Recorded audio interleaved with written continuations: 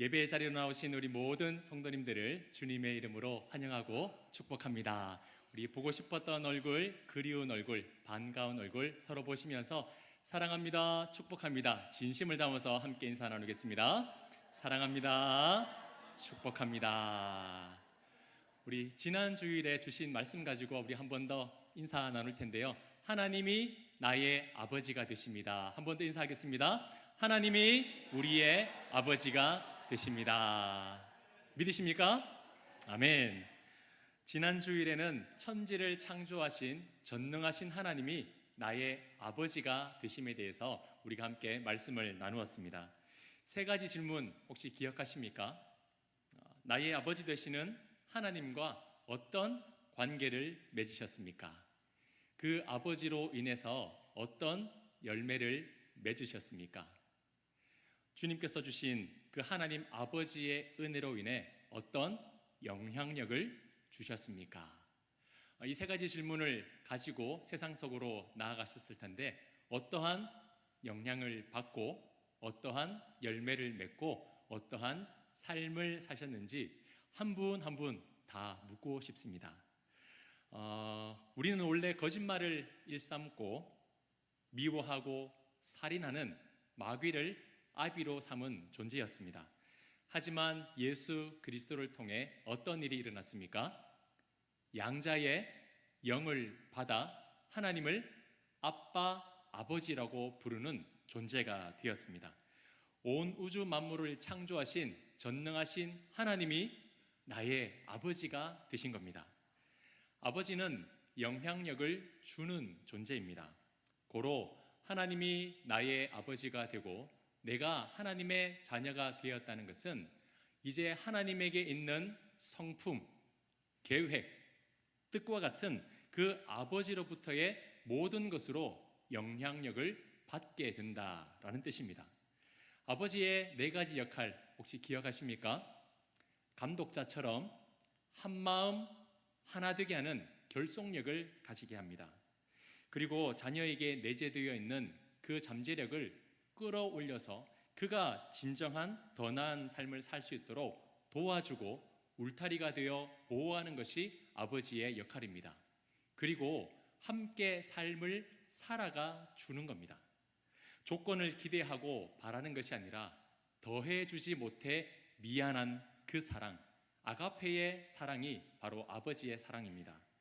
그리고 어떻습니까?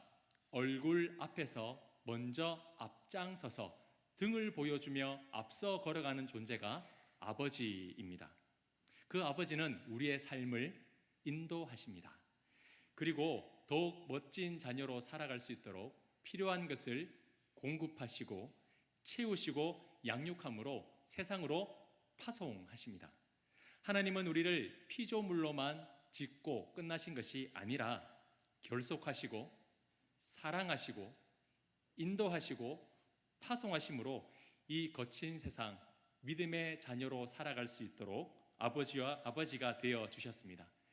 우리는 이제 죽이는 영이 아니라 살리는 영으로부터 능력을 받아 이 세상을 살게 되었습니다. 믿으십니까? 아멘. 어떤 일이 일어나든지 어떤 고난이 나를 찾아온다 할지라도 천지를 창조하신 전능하신 하나님이 나의 아버지가 되셨다는 사실은 절대 변하지 않는다는 사실을 믿으시기를 바랍니다. 그 약속은 절대 변하지 않습니다. 하나님이 나의 아버지 되심을 고백하며 한없이 더해주시는 그 사랑과 은혜를 마음껏 누리며 살아가시는 하나님의 자녀 되시기를 주님의 이름으로 축복합니다. 축복합니다. 아멘. 세 번에 걸쳐서 우리는 하나님이 어떤 분이신지 알고 믿음으로 고백했습니다. 자, 그렇다면 이제 오늘부터는 다음 단계로 넘어가야 됩니다. 우리 화면을 보면서 우리의 이어지는 믿음의 신앙을 함께 한 목소리로 고백해 보겠습니다. 네, 같이 한번 고백하겠습니다. 그 외아들 우리 주 예수 그리스도를 믿사오니. 아멘. 예배 드릴 때 사도신경을 통해서 이 부분을 저와 우리 성도님들 모두 입술로 고백하셨습니다. 우리 성도님들이 가지고 계신 성경책 겉표지 뒷면을 보시면 아마도 주기도문과 사도신경의 전문이 대부분 기록되어 있을 겁니다. 보시면 사도신경 전문 중에 가장 많은 부분을 차지하는 것이 무엇일까요? 제가 묻는 이유가 있겠죠? 바로 예수님에 대한 부분이 제일 많이 기록되어 있습니다. 사도신경은 총 12문항이 있습니다. 12문항 중에 무려 예수님에 관한 항목이 절반인 6개에 해당됩니다. 50%를 차지하고 있습니다. 전체 중에 50%, 절반을 차지하고 있다는 것은 어떤 의미이겠습니까? 그만큼 그렇죠. 중요하다라는 뜻입니다. 그리고 대충 아는 것이 아니라 구체적으로 알고 반드시 알아야 한다라는 것을 우리에게 보여주고 계신 겁니다. 이 땅의 역사의 기록 시기가 예수님께서 오시기 전과 오시고 난 이후로 나누어지듯이 우리의 구원의 역사에서 예수님에 대해서 바로하는 것은 너무나 중요합니다. 왜냐하면 올바른 믿음에서 진정한 구원이 이루어지기 때문입니다. 올바른 믿음이 없으면, 올바른 믿음의 대상이 없으면 구원도 없다라는 사실입니다. 예수님에 대해서 제대로 알지 못하는 것은 마치 건물의 기둥이 무너지고 나무의 뿌리가 흔들리는 것과 같기 때문에 우리의 믿음에 있어서 예수님이 누구신지에 대해서 아는 것만큼 중요한 일은 없습니다. 오늘부터 함께 몇 주간에 걸쳐서 예수님이 어떤 분이신지에 대해서 함께 살펴볼 텐데 졸음이 오실 수도 있어요. 피곤하실 수도 있습니다. 그러나 스스로를 깨우시면서 이 예수님에 대한 부분만큼은 한 단어도 놓치지 않으시고 다 들으시고 믿으시고 우리의 삶으로 고백해내시기를 주님의 이름으로 축복합니다. 자, 그러면 오늘부터 우리가 예수님에 대해서 어떤 믿음의 신앙을 고백하는지 한번 살펴볼 텐데요. 예수님에 대한 신앙 고백은 크게 두 가지로 나눌 수가 있습니다. 첫 번째는 예수님은 어떤 분이신가 하는 겁니다. 예수님의 신분과 정체성에 대해서 우리는 고백하고 있습니다. 그리고 후반부는 예수님은 무엇을 하셨는가에 대한 부분으로 이 땅에 어떻게 오셨으며 무엇을 하셨고 앞으로 어떠한 일을 하실 건지에 대해서 고백하는 내용으로 되어 있습니다. 오늘은 예수님에 대한 신앙 고백 그 첫 번째 시간으로 하나님의 외아들 되시는 예수님이 어떤 분이신가에 대해서 우리가 함께 알아보기를 원합니다. 자, 오늘 본문 마태복음 3장 17절 말씀을 우리 다시 한 번 더 한 목소리로 크게 고백해 보겠습니다. 하늘로부터 소리가 있어 말씀하시되 이는 내 사랑하는 아들이요 내 기뻐하는 자라 하시니라. 아멘. 당시 많은 사람들이 요단강으로 와서 세례 요한에게 세례를 받았습니다. 어제도 그저께도 일주일 전에도 많은 사람들이 와서 세례를 받았습니다. 그리고 예수님께서도 세례 요한에게 세례를 받으셨습니다. 당시 세례는 지금 우리 합동식에서 주는 세례와는 다르게 물 속으로 들어가는 침례를 베풀었습니다. 세례의 의미가 무엇인지 아마 세례 받으신 분들은 다 기억하고 계실 겁니다. 세례는 씻는다라는 의미를 가지고 있습니다. 물 속으로 들어갈 때에는 이전에 옛 성품은 죄로 인해 죽었음을 고백합니다. 그리고 다시 물 밖으로 나올 때에는 이전에 죄인인 나는 죽었으나 이제는 하나님의 은혜로 새 생명을 얻은 존재가 되었음을 고백을 합니다. 그래서 세례는 죄로 인해 죽었으나 하나님의 은혜로 다시 살아났음을 고백하며 하는 의식입니다. 그래서 죄인이라면 누구나 받는 것이 세례입니다. 그런데요, 예수님은 어떠한 흠도 죄도 없으신 분이십니다. 예수님은 세례를 받지 않으셔도 됩니다. 하지만 우리를 위해서 몸소 세례를 받으셨습니다. 자, 그런데 예수님이 세례를 받으실 때에 놀라운 일이 일어났습니다. 수많은 사람들이, 일반적인 사람들이 세례를 받을 때와는 전혀 다른 풍경이 펼쳐지게 된 것입니다. 성령이 비둘기같이 충만하게 임하고 하늘로부터 음성이 들렸습니다. 이는 내 사랑하는 아들이요 내 기뻐하는 자라. 하늘로부터 음성이 들렸습니다. 예수님의 세례는 예수님 또한 육신의 몸을 입고 있으므로 일반적인 사람들과 똑같은 죄인이다 라는 것을 보여주는 것이 아니었습니다. 비록 육신의 몸을 입고는 있으나 예수님은 일반적인 사람들과는 전혀 차원이 다른 신분과 정체성을 가지신 분이라는 것을 확증하는 시간이었습니다. 모양은 똑같으나 그 신분과 정체성은 차원이 다른 분이다라는 겁니다. 예수님의 특별한 신분과 정체성을 알리는 것이 바로 아들이라는 선언이었습니다. 내 사랑하는 아들이요. 이 아들이라는 선언이 예수님을 다른 존재라는 것을 보여주는 말씀인 겁니다. 자, 하나님의 이 선언이 의미하는 첫 번째가 무엇이냐면 예수님께서 어떠한 존재인지를 증명하는 것이었습니다. 예수님의 존재를 증명하는 것이 바로 아들이라는 선언입니다. 자, 예를 들어 보겠습니다. 소와 송아지는 크기도 다르고요. 어미소와 새끼소라는 차이가 있습니다. 하지만 소와 송아지는 둘 다 소라는 존재로서 동격입니다. 동격이라는 것은 그 자격이나 지위가 똑같다라는 겁니다. 자, 말과 망아지는 어떻습니까? 말이라는 존재로 동격입니다. 마찬가지입니다. 사람과 사람의 아들은 인간이라는 존재로 동격입니다.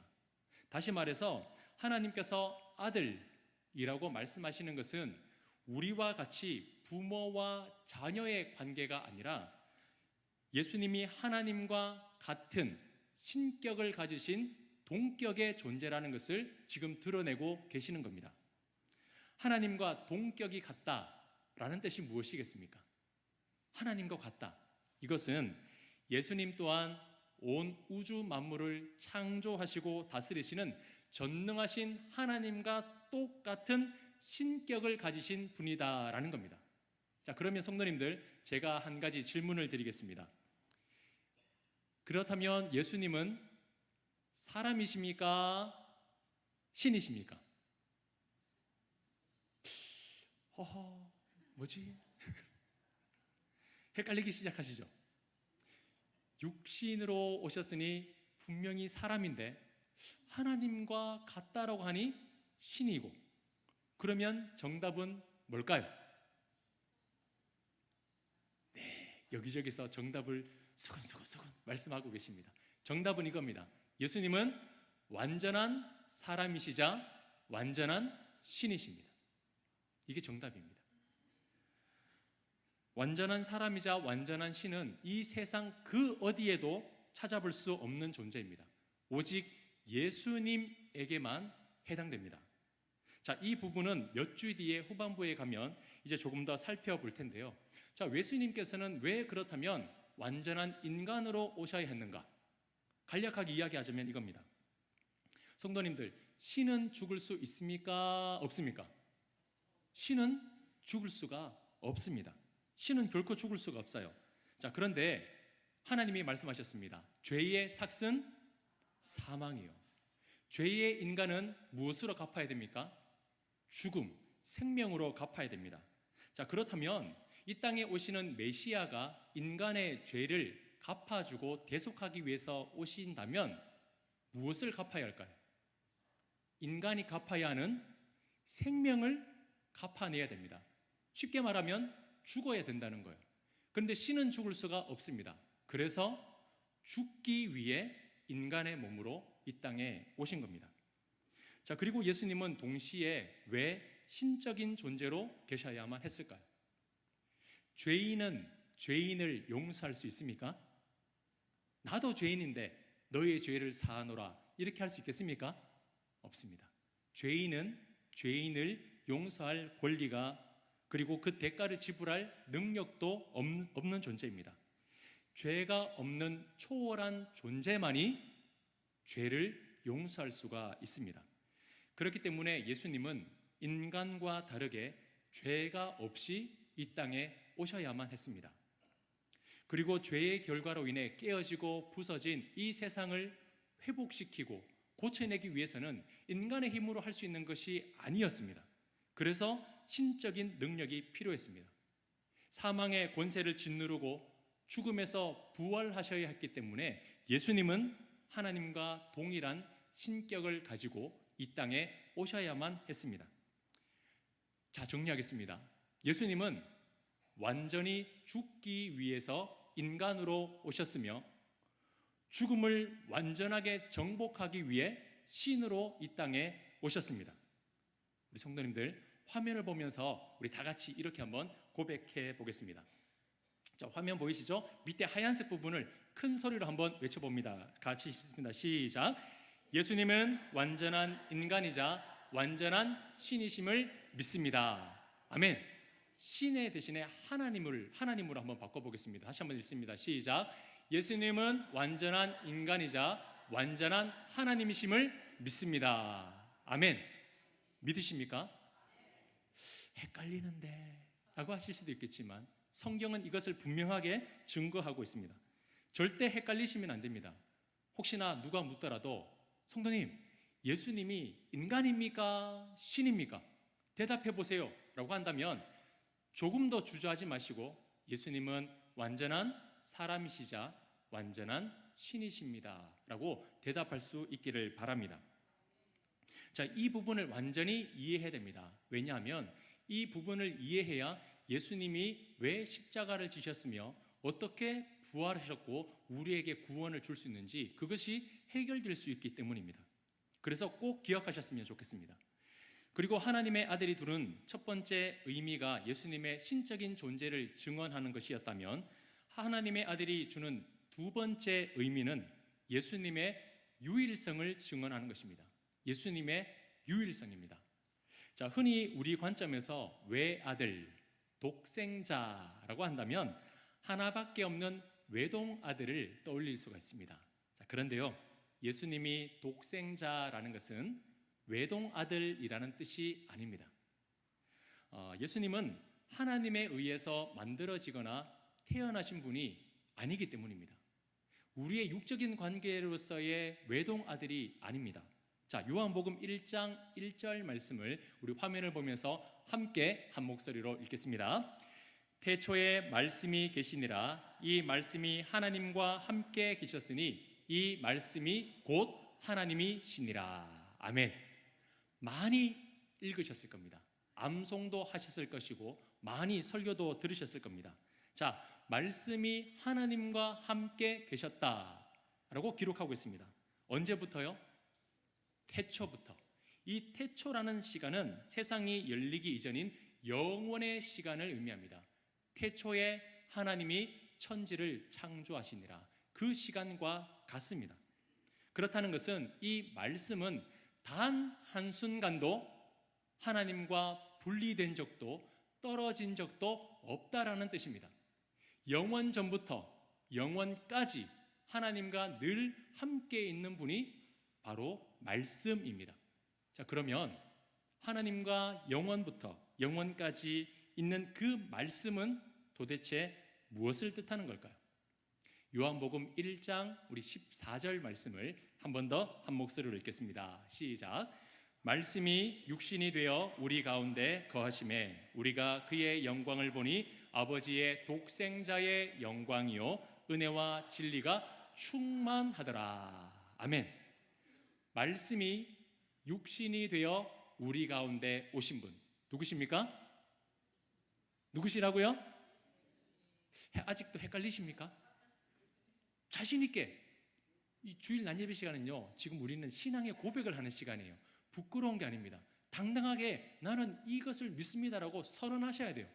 말씀이 육신이 되어 이 땅 가운데 오신 분 누구십니까? 아멘. 예수님이십니다. 예수님은 영원 전부터 하나님과 이미 함께하고 계셨으며 하나님과 동일한 분이십니다.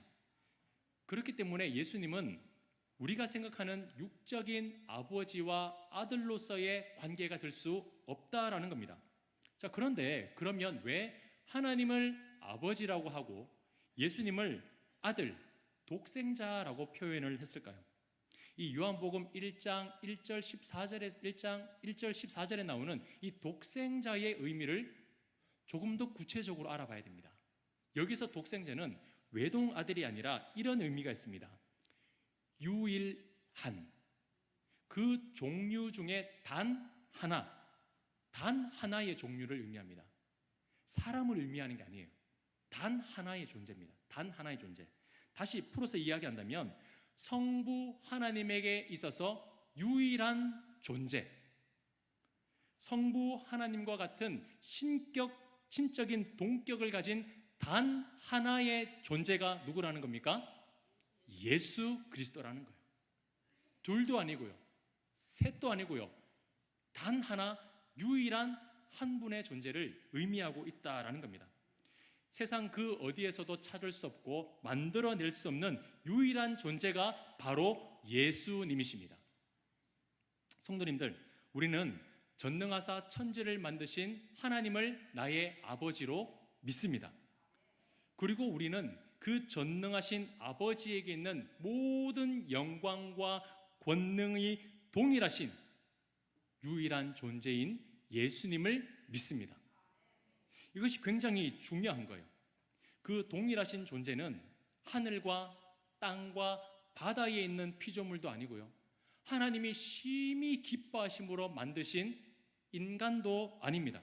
오직 우리 주 예수 그리스도 밖에 없다는 사실을 믿으시기를 바랍니다.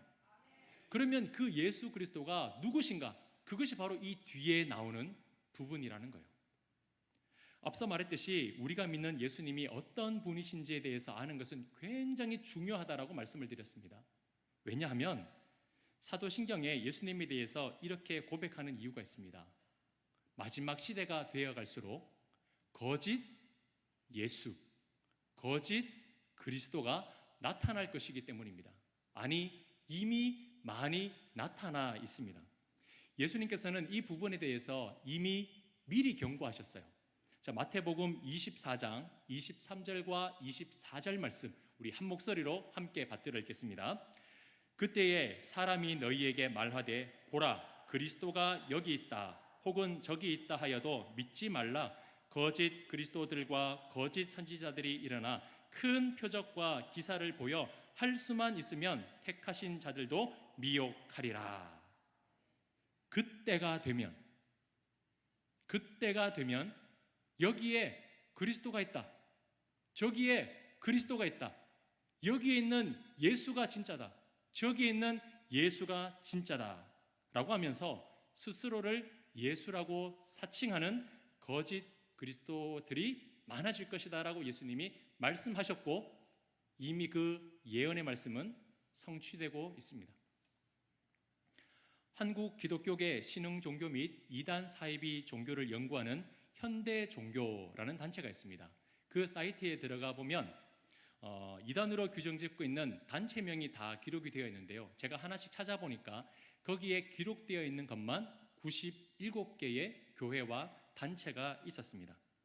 이 중에는 교리적으로 문제가 있는 교회와 단체도 있고요, 본인 스스로를 나는 보혜사 성령이다, 나는 예수의 재림이다, 나는 하나님이다 라고 스스로를 신격화시키는 교주와 단체들도 있습니다. 자료를 보니까 2020년 어느 기사에 이런 제목이 있었습니다. 한국 소종파의 역사, 한국에 하나님 20명, 예수님 50명 있다. 참 복된 나라입니다, 그죠? 이 숫자가 많으면 많고 적으면 적은데요, 재밌는 것은 땅 크기에 비교해서 예수님과 하나님이 가장 많은 나라가 대한민국이라고 합니다. 땅 크기에 비해서. 사실 그런데 이 숫자는 정확하지 않습니다. 70명인지 아닌지 정확하게 확인할 수 없어요. 왜냐하면 이 아류들이 얼마나 많이 있는지 모르고 들키지 않고 숨어서 활동하는 이단 사이비 종교와 교주들이 너무나 많기 때문에 이 70이라는 숫자는 그냥 드러난 것만 해당되는 부분입니다. 중요한 것은 내가 신이라고 주장하면서 사람들을 미혹하는 무리들이 적지 않다, 아니 점점 많아지고 있다라는 사실입니다. 2023년에 넷플릭스에 나는 신이다라는 다큐멘터리가 방영된 적이 있습니다. 그 프로그램에서 4개의 이러한 단체를 고발을 했는데 JMS 정명석과 오대양 교주, 박순자, 아가동산 김기순 교주, 만민중앙교회 이재록, 이들의 실체를 파헤치는데 얼마나 많은 소위 예수님 믿고 싶어하고 하나님 사랑받고 싶어하는 순수한 성도들을 이용하고 착취하는 그런 끔찍한 일들이 얼마나 많이 벌어졌는지 실체가 공개되었습니다. 그 외에도 신천지, 통일교, 여호와의 증인, 하나님의 교회 등 합동교단에서 이단으로 규정한 대표적인 단체들도 많이 있습니다. 이들의 특징은 모두 무엇입니까? 자신은 하나님으로부터 선택받은 존재다, 또는 자신은 보혜사 성령이라고 부르면서 자신이 직접 계시를 받았기 때문에 자기가 전하는 말만 믿어야 구원을 받는다라고 많은 사람들을 미혹합니다.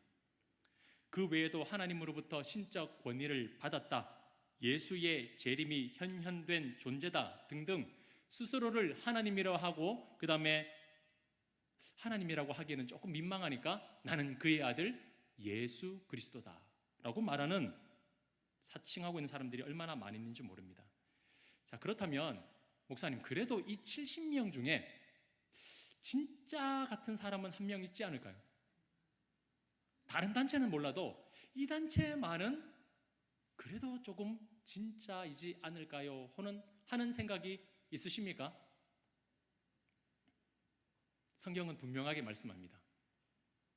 예수님이 하나님의 독생자입니다. 하나님이 독생자라고 하신 그 예수 외에는 우리에게 구원의 이름조차 주신 적이 없다라고 분명히 말씀하셨습니다. 그 독생자 예수가 다시 오시겠다고 약속하고 하늘로 올라가셨어요. 그때가 언제입니까? 2025년 12월 30일, 그때가 오니 준비하시기 바랍니다. 제가 이렇게 말하면 믿으시겠습니까? 제가 이렇게 말하는 순간 아멘, 믿습니다 목사님 하는 게 아니라 어디로 전화해야 돼요? 제가 저번에도 한번 말씀드렸지 싶은데, 제가 혹시 이런 말하면 어디로 전화해야 됩니까? 112에 전화하셔야 됩니다. 신고하시기 바랍니다. 사이비 교주가 된 거죠. 그때는 아버지 외에는 아무도 알 수가 없습니다. 그리고 독생하신 그 예수 그리스도가 다시 오실 때에는 어떠한 모습으로 온다고 하셨습니까? 남자의 모습으로, 아름다운 어떤 여성의 모습으로, 훌륭한 지도자의 모습으로 온다고 하셨습니까? 너희가 본 그대로 오리라 약속하시면서 다시 오실 때에는 심판의 주로 오신다라고 분명하게 말씀하고 있습니다. 하나님만이 아시는 그때에 심판의 주로 오시는 그 독생자지 다른 모습으로 다른 인간의 탈을 쓰고 오신다고 약속한 적이 한 번도 없다라는 사실입니다. 그래서 우리 성도님들은 조심하셔야 되고 반드시 기억하셔야 된다는 겁니다. 예수님이 심판주로 오실 때까지 그 누구라도 나는 예수다라고 말한다면 200%, 300% 거짓말이라는 것을 확신하시고 끊어내시기를 바랍니다. 듣고 보니 맞는 것 같은데 한 번 더 가볼까? 절대 안 됩니다. 그리고 조심해야 될 것이 있습니다. 뭐냐면 거짓 선지자들과 거짓 그리스도들이 말만 번지르하기 때문에 저는요 구별할 수 있어요.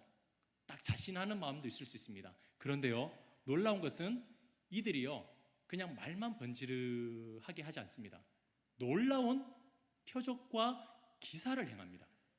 이 말은 세상에서는 보지 못한 아주 신비로운 이적들과 신비로운 능력들을 나타내서 마치 이가 그리스도 메시아라는 것처럼 믿어지게끔 만들 능력이 있다는 거예요. 마태복음 24장 24절에 분명히 예수님께서 말씀하셨습니다. 큰 표적과 기사를 나타낼 수 있다. 그러나 거기에 현혹되면 안 된다는 거예요. 말세로 갈수록 그 표적과 기사는 더욱더 뚜렷하게 나타낼 수 있습니다. 오, 예수님이 오셨다. 저분은 진짜 예수님이다. 믿어버릴 만큼의 큰 표적이 있을 수 있습니다. 그러나 우리는 보이는 표적을 따라가는 것이 아니라 우리는 무엇을 믿는 사람입니까? 무엇을 믿어요? 진리의 말씀을 믿는 사람들입니다. 눈에 보이는 표적이 뚜렷하면 뚜렷할수록 우리는 무엇을 봐야 되는가? 말씀을 봐야 돼요. 저가 말하는 하나님이, 저가 말하는 예수 그리스도가 진짜 성경에서 말씀하고 있는 것인가? 우리 성도님들이 확인하고 또 확인하셔야 됩니다. 이정환 목사가 하는 말이라고 100% 믿으시면 안 돼요. 저의 말을 믿는 게 아니라 말씀을 믿으셔야 됩니다. 말씀일 때만 아멘 하셔야 돼요. 성도님들, 세상에는 위조 지폐가 참 많이 있습니다. 제가 목자님들에게도 한번 나누었는데 위조 지폐가 많아요. 그런데 이 위조 지폐를 감별해내는 사람들이 있습니다. 자, 그러면 이들이 어떻게 훈련을 받을까요? 수십, 수백, 수천, 수만 가지의 위조 지폐를 다 가지고 와서 하나하나 들여다보면서 아, 이건 가짜구나, 저건 가짜구나, 그렇게 훈련할까요? 아닙니다. 훈련 방법은 딱 하나입니다. 뭐냐면 진짜를 보는 거예요. 진짜 지폐를 확대해가지고 아, 이 부분은 이렇구나, 진짜를 몇 번, 수천 번, 수만 번 봅니다. 연구합니다. 그리고 나서 가짜를 보면 보이는 거예요. 제가 왜 이 말씀을 드리냐면 야, 그래, 이단 분별해내야 되지 하면서 경각심을 가지는 것은 중요하지만 궁금하다고 해서 일부러 그것을 찾아보거나 알아볼 필요는 없다라는 거예요. 뭐가 틀렸는지를 아는 것보다 중요한 것은 진짜가 무엇인지에 대해서 더 관심을 가지고 아는 것이 중요하다라는 겁니다. 그래서 예배 시간에 집중하고 일주일 동안 주시는 말씀 붙들고 살아가는 게 중요하지 다른 것에 마음을 빼앗길 시간이 없다라는 거예요. 우리가 해야 될 최우선의 일은 하나님의 독생자 예수님이 누구신지 집중하는 일입니다. 오늘 우리 성도님들이 믿는 예수님은 누구십니까? 우리 성도님들에게 예수님은 어떤 분이십니까? 어떤 예수 그리스도가 우리 성도님들에게 구원을 주실 수 있으십니까? 두 손을 가슴에 모으고 우리 이렇게 고백하며 말씀을 맺겠습니다. 하나님의 독생자 예수님을 믿습니다. 고백합니다. 하나님의 독생자 예수님을 믿습니다. 우리 한 번 더 고백합니다. 하나님의 독생자 예수님만을 믿습니다. 할렐루야. 이 신앙의 고백을 절대 잃어버리지 마시길 바랍니다. 그 무엇도 아니라 하나님 아버지와 영원 전부터 영원까지 동등한 신격을 가지신 존재는 단 한 분이신 예수 그리스도밖에 없습니다. 그 예수님이 어떠한 분이신지 다음 주 이어서 말씀을 드리겠습니다. 기대되십니까? 기대하시면서 다음 주에 뵙겠습니다.